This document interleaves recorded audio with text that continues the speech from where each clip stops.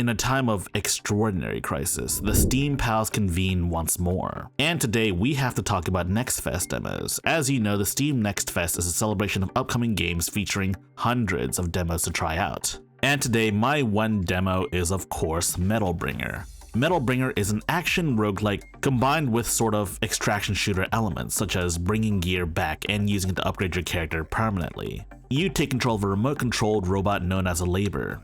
You can equip your Labor with various types of weaponry as well as different abilities. These abilities of course are found in the wild in the form of discs that need to be decrypted in the wild. Of course, with equipping discs and their different levels, you have to consider what fits your energy capacity, what fits your playstyle, and what suits your weapons best. On top of all of that though are the addition of what are known as arms. These are giant mechas piloted by your remote-controlled robots. You can find them in the wild and pilot them, or even steal them from enemy combatants if you manage to kill them without destroying the robots. Of course, you'll want to find blueprints and construct your very own arm.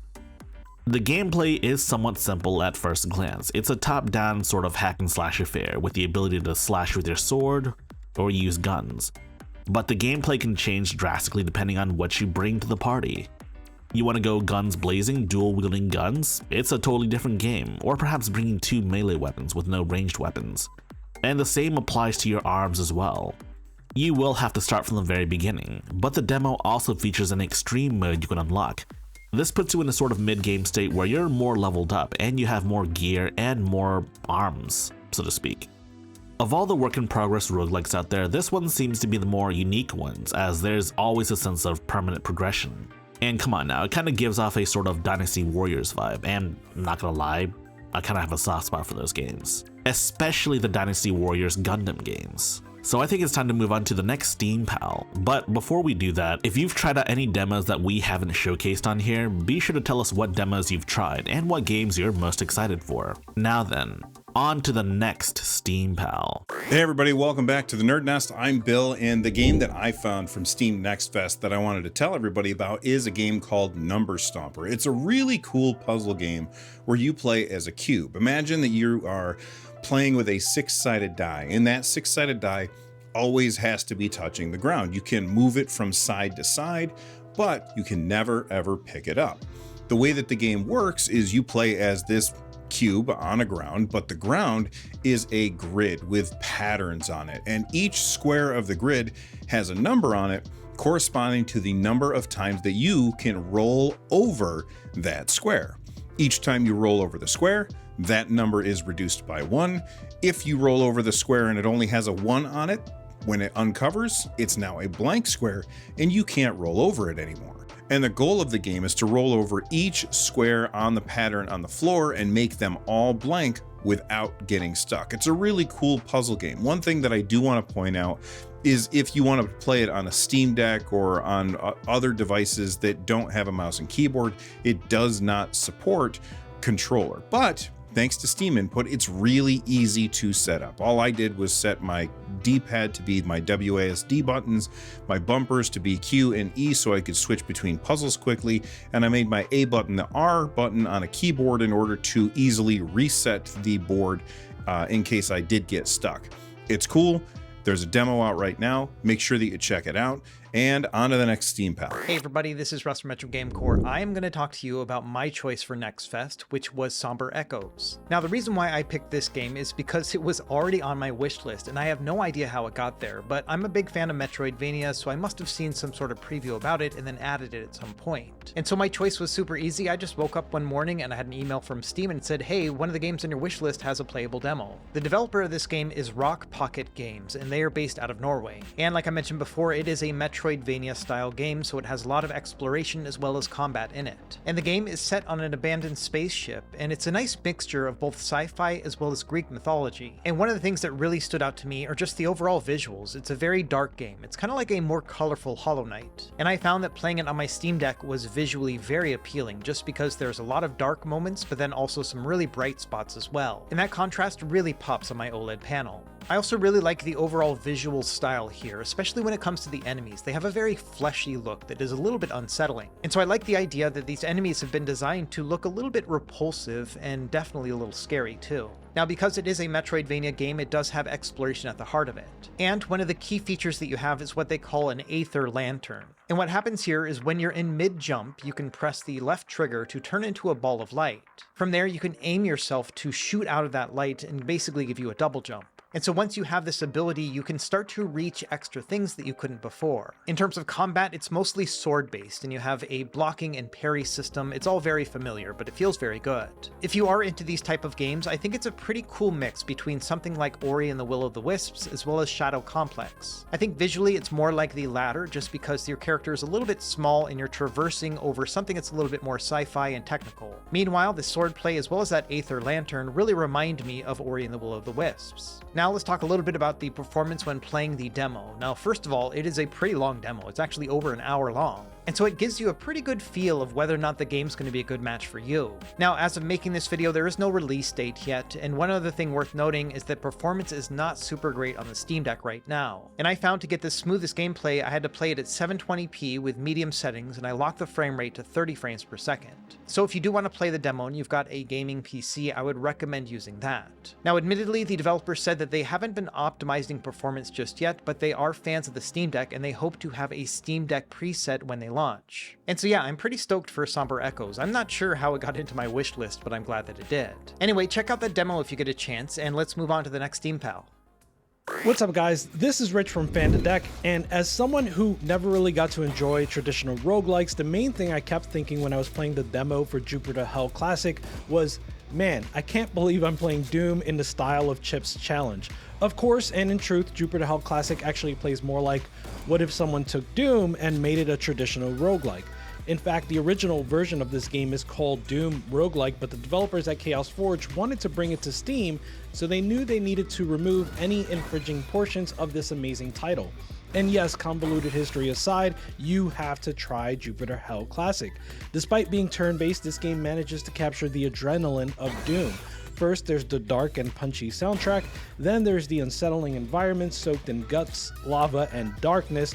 Finally, there are the encounters that put you in unsurmountable scenarios, leaving you to chew through horde after horde of hell's spawn.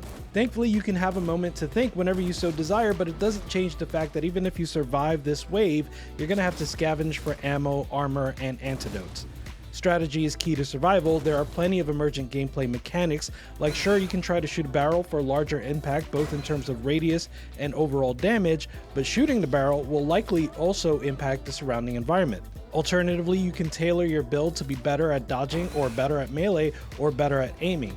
There are a ton of ways to express how you want to rip and tear, so it's all up to you.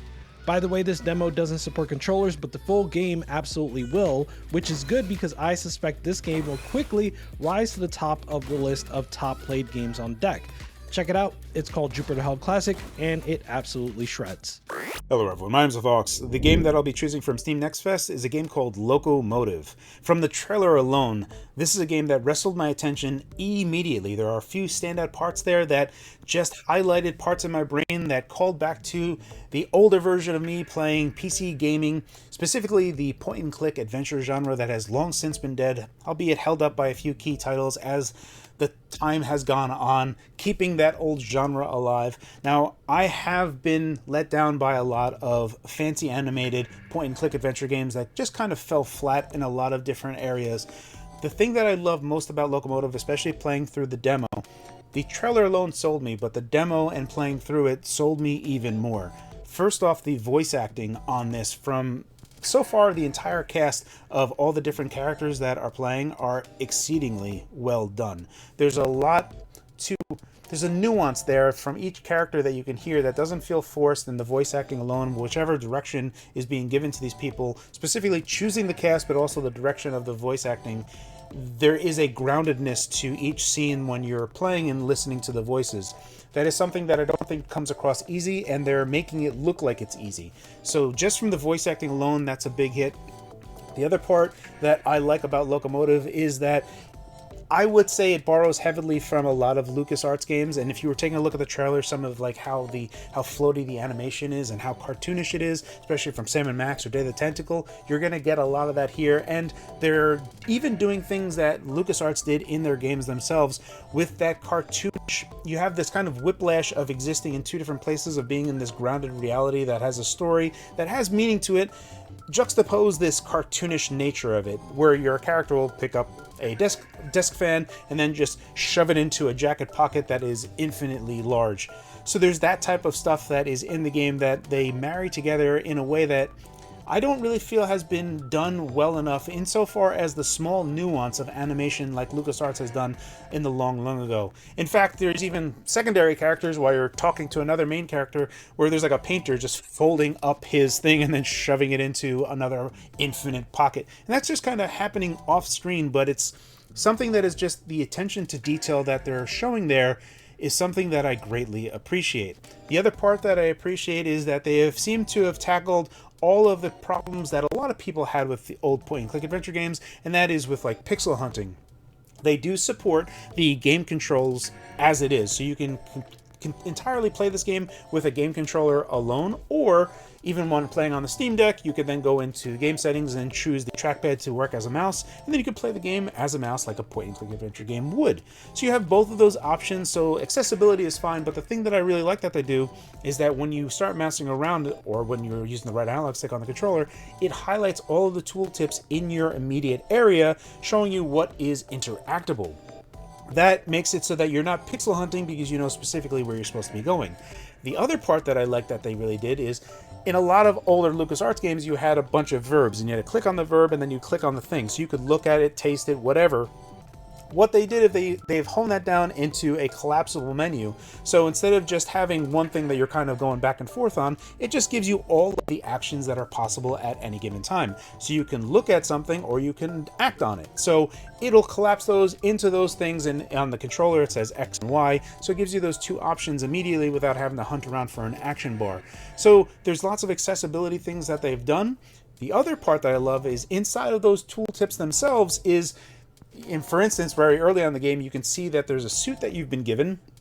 And we take a look at the suit, it says, look at the suit. But then the second time you look at it, when everything's wrapped up, it says, put the suit on. So it directly tells you that, you know, you may, and especially in older PC adventure games, if you've already interacted with an object, you kind of think that that's already spent. There's nothing more to do there. But this game highlights to you that, hey, something new is happening here. And that happens also when you're like listening in on a conversation. You can listen more. And there's iterations, there's depth to doing actions more times. And I really like that they've done that. So they've tackled a lot of problems with point-and-click adventure games that I've had in the past, and I think a lot of people have had in the past, and made it in a modern approach, while still largely appreciating how games were made back then. There's also settings menus where there's some things that you can do to change some of the settings. One of the things that I do want to turn off, they have a noir mode. I'm not really that big of a fan of it. I'd rather just have it be in color, but there is a mode where you can change how the blending is happening. And you can notice in some of the video that I've taken that when you're in the train, there's this integer scale that makes all the pixels look clean, but then they have like this blurriness to them, trying to give you an indication that the train that you're on is moving. It's a nice effect, but I kind of waffle between wanting it off and wanting it on. So this playing early on in the demo, I'm not entirely sold on either one just yet. I'm glad that the option exists though. And that's pretty much where this game is right now. There is a lot of intrigue in the game of what's going on, combined with a lot of good voice acting. And I think that they nail some of the comedy bits like LucasArts did as well in the past. That's the game that I'm going to be focusing on the most, just because I feel like out of what I looked at, this is a game that really spoke to me, especially what I would like. And I would just really love for the point-and-click adventure game genre to make a resurgence, not with having to go to like fancy art, tremendously, you know, just way done, overdone. Going back to just pixel art itself is still great. And I don't think you need to go overboard. And just doing really good animation alone inside of a smaller pixel art itself is just as good. So I really appreciate Locomotive. I think that the title isn't the best. The play on words may be lost on a lot of people. Obviously, it's locomotive, so you're on a train, but It's loco separated by motive, so it's quite literally a crazy reason to do something.